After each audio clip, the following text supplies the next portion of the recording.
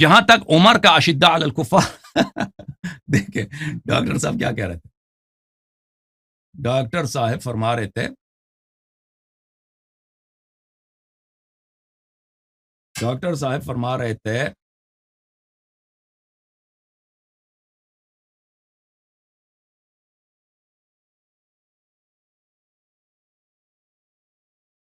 کہ عمر کو جو صحابہ نے کہا کہ یہ فظ غلیظ ہے، تو یہ تو اچھی بات ہے، اشداء علی الکفار ہونی چاہیے.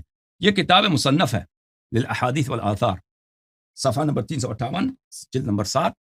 قال استخلف علينا فظا غليظا فلو ملكنا كان افظ واغلظ. تم ہم پہ خلیفہ بنا رہے ہو اس شخص کو جو فظ غلیظ ہے، جو سخت دل ہے اور بے رحم ہے اور خشک مزاج ہے. اگر وہ ہمارا خلیفہ بن جائے تو وہ زیادہ سخت دل اور بے رحم بن جائے گا. تو یہ بات نہیں ہو رہی ہے. وہ صحابہ جو تھے جو مشورہ دے رہے تھے ابو بکر کو کہ عمر کو خلیفہ نہ بنانا، عمر کو خلیفہ نہ بنانا. تو یہ جو مشورہ دے رہے تھے یہ اس لیے نہیں دے رہے تھے کہ عمر جو ہے وہ کفار کے خلاف بڑا دلیر آدمی ہے وہ پاگل نہیں تھے. اور کہاں ہے دلیری عمر کی کفار کے خلاف؟ عمر کی دلیری کفار کے خلاف کہاں؟ اچھا وہ بھی ہم اس کی دلیری دکھائیں گے آپ کو. تو یہاں پہ جو فظ غلیظ کہہ رہا ہے وہ مسلمانوں پہ فظ غلیظ ہے. اور اس کے علاوہ انہوں نے خود قبول کیا کہ کہتے ہیں ابو بکر عمر کے خلافت پہ کوئی مشورہ نہیں ہوا.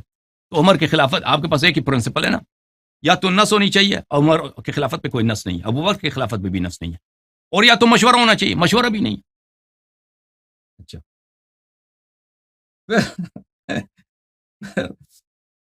پھر کہتے ہیں کہ عزیزوں کہتے ہیں کہ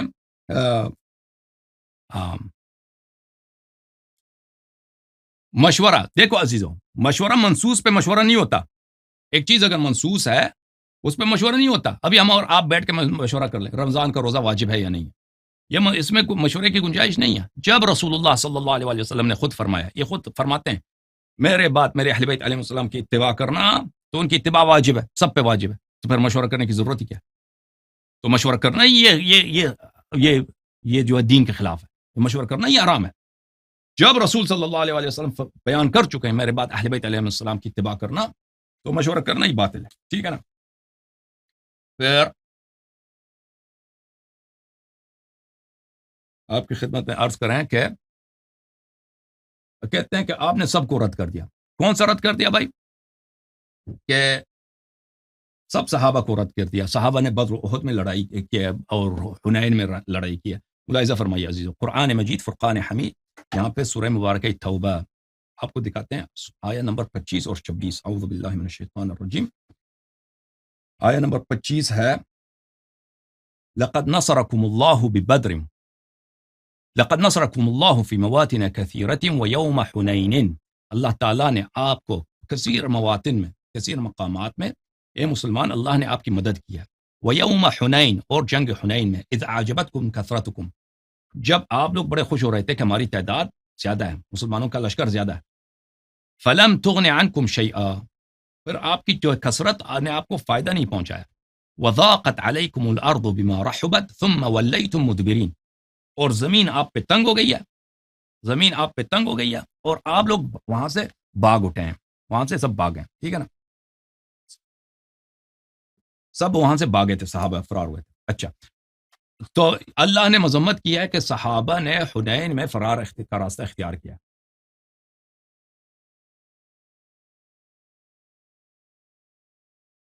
ملاحظہ فرمائیے، یہ کتاب ہے صحیح بخاری، چھاپ دار السلام، جلد نمبر 4، مترجم ہے شیخ حافظ عبد الستار الحماد.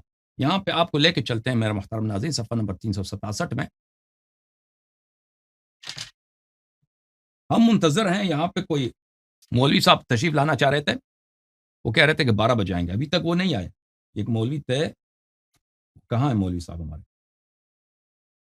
وہ آج مناظرے کا انہوں نے بڑا، میں نے دیکھا پوسٹر وغیرہ لگایا تھا کہ ہم نے اللہ یاری کو چیلنج دیا ہے اور اللہ یاری کا چیلنج بھی قبول کیا. وہ ابھی منتظر ہیں کہ وہ آ جائیں، ابھی تک نہیں آئے. اچھا، یہ بخاری ہے، حدیث نمبر 4322. ترجمہ ملاحظہ فرمائیے، بخاری کا جو ترجمہ ہے ملاحظہ فرمائیے. یہ ابو قتادہ سے مروی ہے کہ انہوں نے کہا جب جنگ حنین ہو رہی تھی تو میں نے ایک مسلمان کو دیکھا جو ایک مشرک سے لڑ رہا تھا، جب ایک دوسرے مشرک کو پیچھے سے دھوکہ دے کر اس کو قتل کرنا چاہتا تھا، میں جلدی سے تھاگ لگانے والے مشرک کی طرف گیا تو اس نے مجھے مارنے کے لیے ہاتھ اٹھایا، میں نے اس کا ہاتھ تلوار سے کاٹ دیا، پھر اس نے مجھے اس قدر زور سے دبایا کہ میں نے موت کا خطرہ محسوس کیا، آخر کار وہ سست پڑ گیا اور اس نے مجھے چھوڑ دیا، پھر میں نے اسے دور ہٹا کر قتل کر دیا۔ اسی دوران میں مسلمانوں میں اضطراب پیدا ہوا تو میں بھی اسی اضطراب کی زد میں آ گیا۔ اضطراب دیکھیں، یہ جو اضطراب کا بتا رہا ہے نا، یہ غلط ترجمہ کر رہا ہے۔ عربی جو لفظ ہے وَانْهَزَمَ الْمُسْلِمُونَ وَانْهَزَمْتُ مَعَهُمْ، وہی جو قرآن میں سورہ توبہ میں آیہ نمبر 25، 26، 27 میں ہے کہ مسلمانوں نے جنگ حنین میں فرار کیا ہے۔ تو دیکھو اس مولوی حماد کی شیطنت دیکھو، وَانْهَزَمَ الْمُسْلِمُونَ وَانْهَزَمْتُ مَعَهُمْ، مسلمان فرار ہو گئے، میں بھی مسلمانوں کے ساتھ میں بھی فرار ہو گیا۔ تو اس کو اس طرح ترجمہ کیا کہ مسلمان مضطرب ہو گئے اور میں بھی اضطراب میں آ گیا، اضطراب کی ضد میں بھی آ گیا۔ تو یہ شیطنت ہے ان کے ترجمے میں۔ ترجمہ یہ ہے کہ میں بھی فرار ہو گیا، مسلمان بھی فرار ہو گئے۔ وہی کون سا فرار جس میں قرآن نے کہا ثم ول بلی وضاقت الارض علیکم بما رحبت، زمین آپ کے لیے تنگ ہو گئی تھی، زمین جو بہت وسیع آپ کے لیے تنگ ہو گئی تھی، بلے ثم ولیتم مدبرین، اور پھر آپ لوگ بھاگ گئے۔ اچھا تو اس کو تو بھاگنے کو جو ہے اس نے ترجمہ کیا کہ اضطراب۔ دیکھیں ان کے مولوی کیسے ان کو بیوقوف بناتے ہیں۔ میں نے اچانک میں نے اچانک عمر کو لوگوں میں دیکھا تو ان سے پوچھا کہ لوگوں کا کیا حال ہے، انہوں نے فرمایا اللہ کا ایسا ہی حکم ہے، قال امر اللہ، اللہ کی جانب سے اللہ کا حکم ہے۔ اللہ کا حکم یہ نہیں ہے کہ تم فرار کرو۔ میں نے عمر کو بھی دیکھا تو بھائی صاحب آپ کہہ رہے ہیں کہ صحابہ نے جنگ کیا، مانتے ہیں صحابہ نے جنگ کیا، ان میں سے بعض صحابہ نے جنگ کیا، سب نے جنگ نہیں کیا، بعض صحابہ تھے بھاگنے والے۔ تو یہ آپ کی بخاری کی حدیث ہے کہ عمر بھاگنے والوں میں تھا، عمر بھاگنے والوں میں تھا جن کا جو ہے اللہ رسول جن کا جو ہے وہ مذمت کیا کس نے کیا؟ اللہ تعالیٰ نے قرآن مجید میں کیا۔